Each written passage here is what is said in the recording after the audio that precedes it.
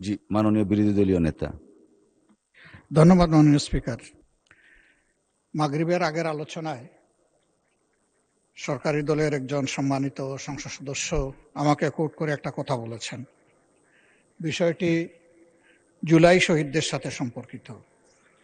তিনি বলেছেন, শহীদদের সংখ্যা যদি 800+ হয় তাহলে আমি 1200 বাড়িতে গেলাম কিভাবে, ফ্যামিলিতে গেলাম কিভাবে।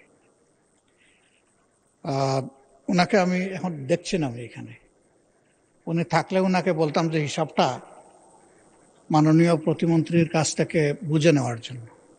সালাউদ্দিন টুকু সাহেব তার বক্তব্যে নিজেই বলেছেন যে শুধু জাতীয়তাবাদী দল এবং তার অঙ্গ সংগঠনের লোকরাই শহীদ হয়েছে 1000-এর ঊর্ধ্বে।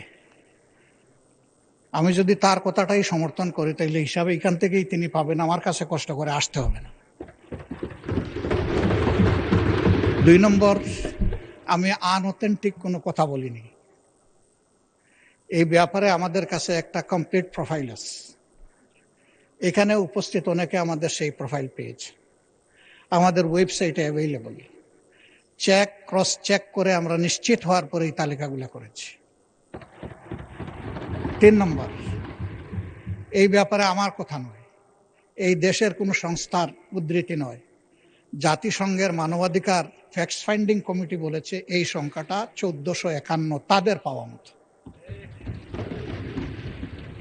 বিভিন্ন জায়গায় যখন যাই, কিছু মানুষ আসেন, তারা অসহায়ের মতো মুখের দিকে তাকায় থাকেন, এরপরে বলেন আমার বাবাটার কোনো খবর আপনাদের কাছে আছে কিনা। ওই যে 2 দিন ইন্টারনেট বন্ধ করে মানুষ খুন করে গুম করা হয়েছে, তাদের হিসাব তো কেউ দিচ্ছে না। এ সংখ্যা তো আরো বেশি।